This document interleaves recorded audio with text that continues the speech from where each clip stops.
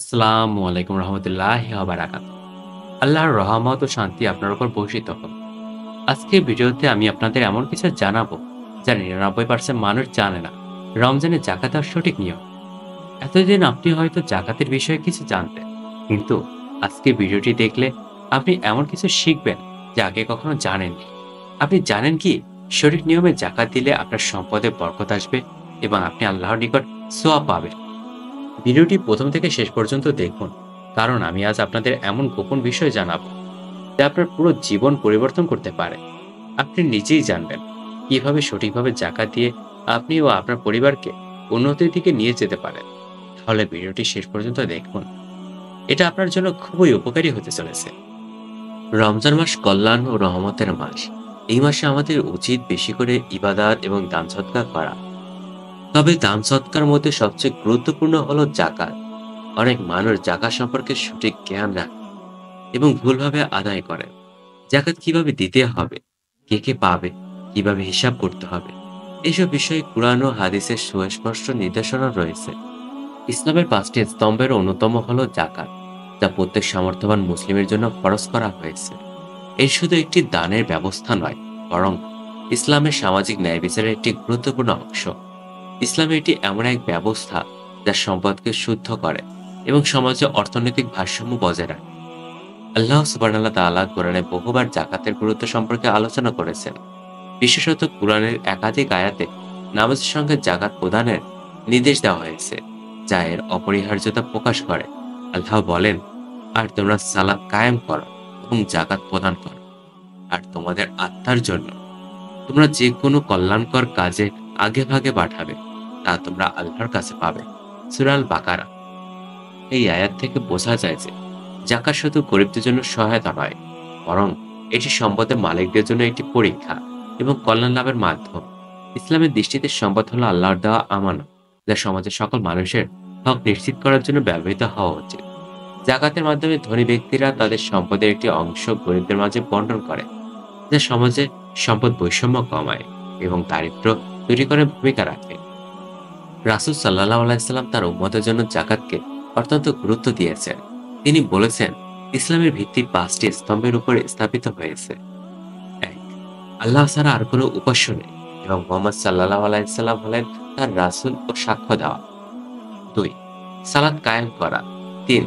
যাকাত প্রদান করা। ৪. রমজানের রোজা রাখা। ৫. সামর্থ্য থাকলে হজ আদায় করা। সহিহ বুখারী হাদিস ৮।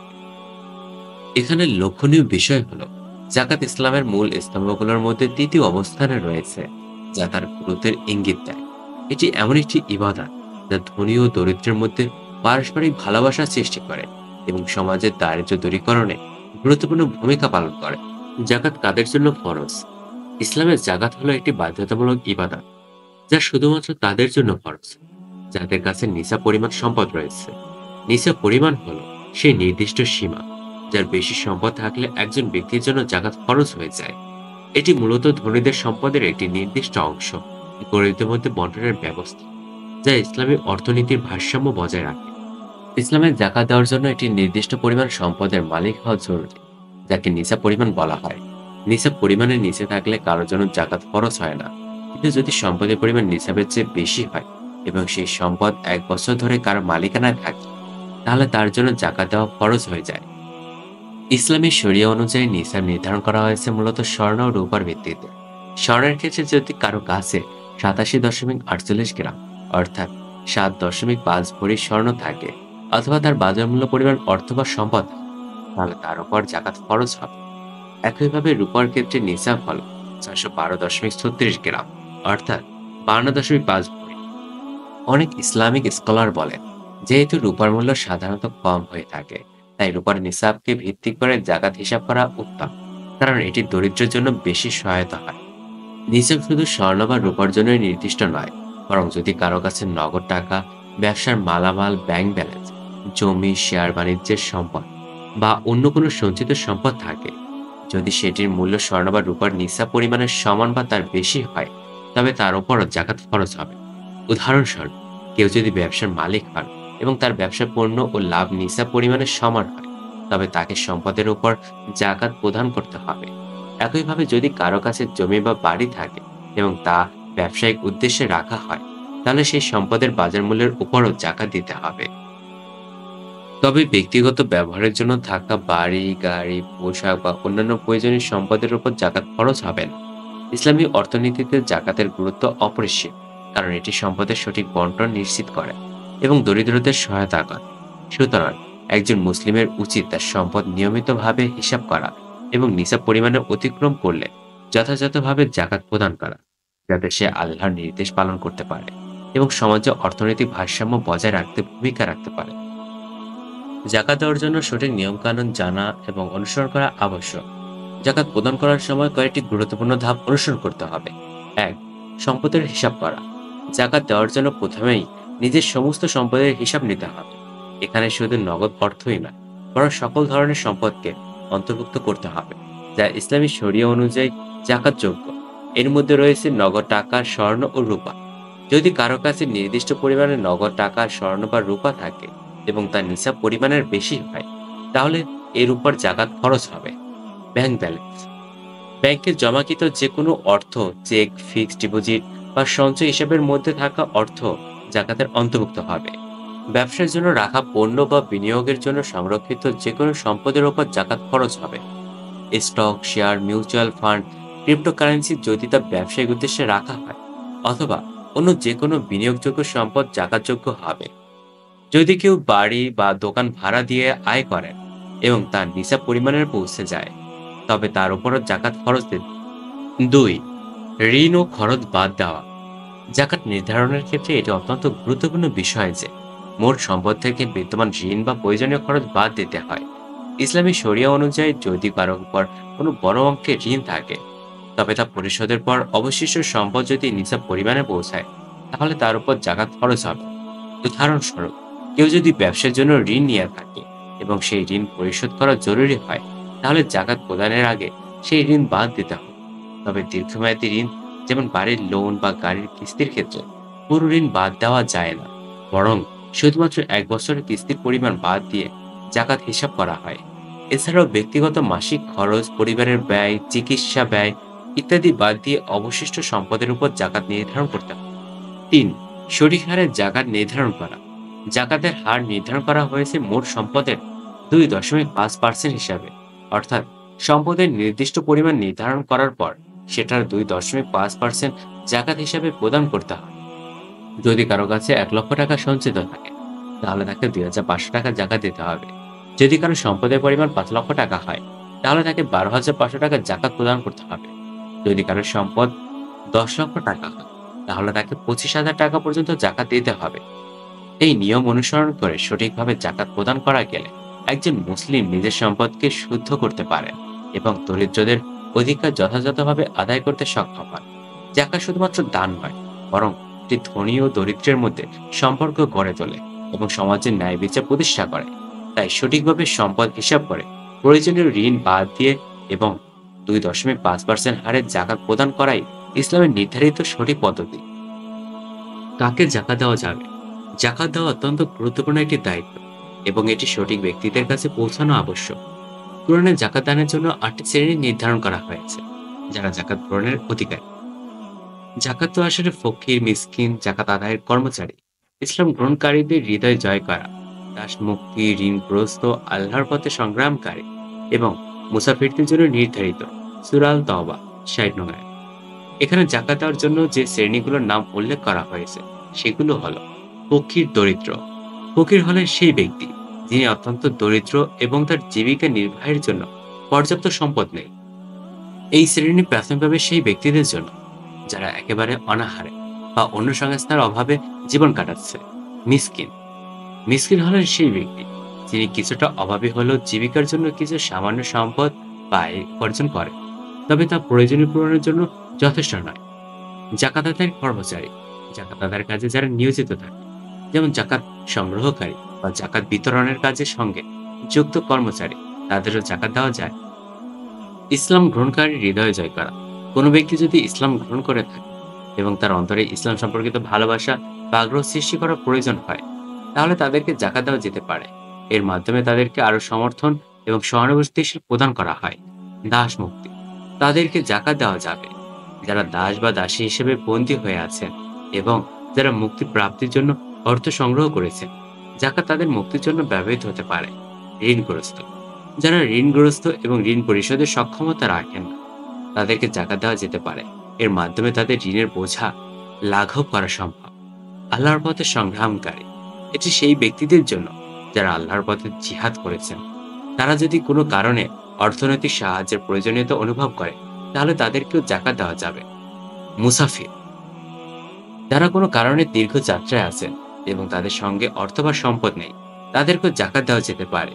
তারা বিভিন্ন জায়গায় ভ্রমণ করেছিলেন, কিন্তু এখন তাদের আর্থিক অবস্থার কারণে সাহায্য প্রয়োজন।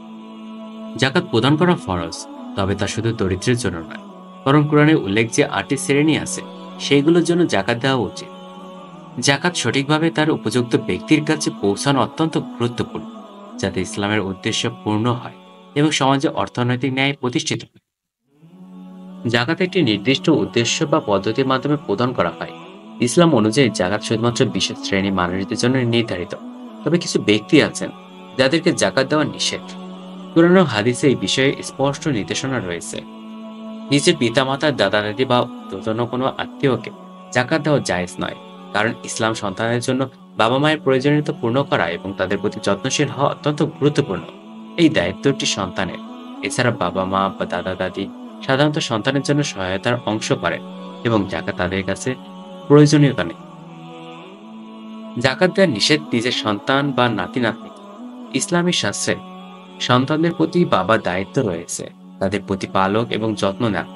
যদি সন্তান বা নাতি নাতনি অভাবী হয়, তবে বাবা মায়ের দায়িত্ব তাদের সহায়তা করা, এমনকি তাদের জাকাত দেওয়া প্রয়োজন নেই, কারণ জাকাতের উদ্দেশ্য হলো সমাজের বাইরে থাকা দরিদ্র মানুষের সাহায্য করা। জাকাত দেওয়া যাবে না এমন ব্যক্তিদের মধ্যে অন্যতম হলো ধনী ব্যক্তি, যারা নিজে নিসা পরিমাণ সম্পদের অধিকারী। জাকাতের মূল উদ্দেশ্য হলো ধনীদের সম্পদ থেকে দরিদ্রদের সাহায্য করা।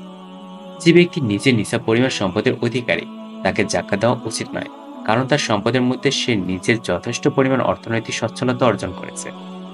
ইসলামের জাকাতের মূল উদ্দেশ্য হলো সমাজে অর্থনৈতিক ভারসাম্য সৃষ্টি করা এবং দরিদ্রদের সহায়তা করা।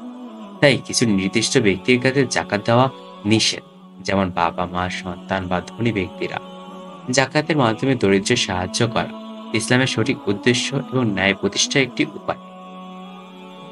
রমজান মাস ইসলামের একটি অত্যন্ত পবিত্র ও বরকতময় মাস। এই মাসে ইবাদত ও দান খয়রাতের গুরুত্ব অনেক বেশি এবং জাকাত দেওয়ার বিশেষ ফজিলত রয়েছে। বিশেষ করে রমজানের জাকাত দেওয়ার কারণে এর সওয়াব 70 গুণ বেড়ে যায়। নবীজি সাল্লাল্লাহু আলাইহি সাল্লাম একাধিক হাদিসে এর গুরুত্ব তুলে ধরেছেন। নবীজি সাল্লাল্লাহু আলাইহি সাল্লাম বলেছেন, রমজানে একটি নফল ইবাদত করলে তা ফরজের সমান সওয়াব হয়, আর ফরজ আদায় করলে 70টি ফরজের সমান সওয়াব হয়। এখানে রমজান মাসের ইবাদত বা দানের বিশেষত্বকে উল্লেখ করা হয়েছে। যখন কেউ রমজানের জাকাত প্রদান করেন, তখন তার সওয়াব সাধারণ সময়ের তুলনায় অনেক বেশি হয়ে যায়।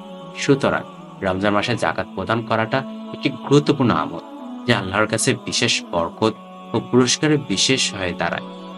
যারা জাকাত প্রদান করতে সক্ষম অথচ তা আদায় করে না, তাদের জন্য কুরআন ও হাদিসে কঠোর শাস্তির কথা বলা হয়েছে। ইসলাম সম্পর্কে আল্লাহর অনুগ্রহ হিসেবে গণ্য করা হয় এবং সম্পদের সঠিক ব্যবহার নিশ্চিত করা প্রতিটি মুসলিমের দায়িত্ব। যারা সম্পদের জাকাত আদায় করে না, তারা মূলত গরিবদের হক আত্মসাৎ করে। আল্লাহ সুবহানাহু ওয়া তাআলা বলেন, যারা স্বর্ণ ও রৌপ্য জমা করে রাখে এবং তা আল্লাহর পথে ব্যয় করে না, তাদেরকে যন্ত্রণাদায়ক শাস্তির সংবাদ দাও। সূরা আল তাওবা। এই আয়াত স্পষ্টভাবে বলা হয়েছে যে যারা ধন সম্পদ সঞ্চয় করে এবং গরিবদের মাঝে তা বন্টন করে না, তাদের জন্য যন্ত্রণাদায়ক শাস্তির হুঁশিয়ার রয়েছে। একইভাবে হাদিসেও এসেছে যে যারা জাকাত প্রদান করে না, তাদের সম্পদ কিয়ামতের দিন ভয়ঙ্কর আকারে ধারণ করবে। রাসূল সাল্লাল্লাহু আলাইহি সাল্লাম বলেন, যে ব্যক্তি তার সম্পদের জাকাত দেয় না, কিয়ামতের দিন তার জন্য সেই সম্পদ বিষাক্ত সাপের রূপ নেবে, যা তার গলায় পেঁচিয়ে দেওয়া হবে। সহিহ বুখারী 1403। এই ভয়াবহ হুঁশিয়ার থেকে বোঝা যায় যে জাকাত প্রদানের মাধ্যমে একজন ব্যক্তি নিজের সম্পদকে পরিশুদ্ধ করেন এবং আল্লাহর সন্তুষ্টি অর্জন করেন। অন্যদিকে যারা জাকাত প্রদান করে না, তারা আখিরাতে কঠিন শাস্তির সম্মুখীন হবে। জাকাত শুধু ব্যক্তিগত ইবাদত নয়, বরং এটি সমাজের সার্বিক উন্নয়নে গুরুত্বপূর্ণ ভূমিকা পালন করে। ইসলামের অর্থনৈতিক ব্যবস্থার মূল লক্ষ্য হল সমাজের সব শ্রেণীর মানুষের মধ্যে অর্থের সঠিক বন্টন নিশ্চিত করা। জাকাত সেই ব্যবস্থার অন্যতম প্রধান স্তম্ভ। জাকাতের মাধ্যমে গরিব, দুস্থ, বিধবা, এতিম এবং অভাবগ্রস্ত ব্যক্তিরা উপকৃত হয়। এটি অর্থনৈতিক ভারসাম্য তৈরি করে, যা দরিদ্রের হার কমিয়ে আনে এবং সমাজে ন্যায় বিচার প্রতিষ্ঠা করে। রাসূল সাল্লাল্লাহু আলাইহি ওয়াসাল্লাম বলেছেন, যাকাত তোমাদের সম্পদকে শুদ্ধ করে এবং দরিদ্র দূর করে। আবু দাউদ হাদিস ১৬০৫। ইসলামের দান খয়রাত এবং দরিদ্র বিমোচনের উপর বিশেষ গুরুত্ব দেওয়া হয়েছে।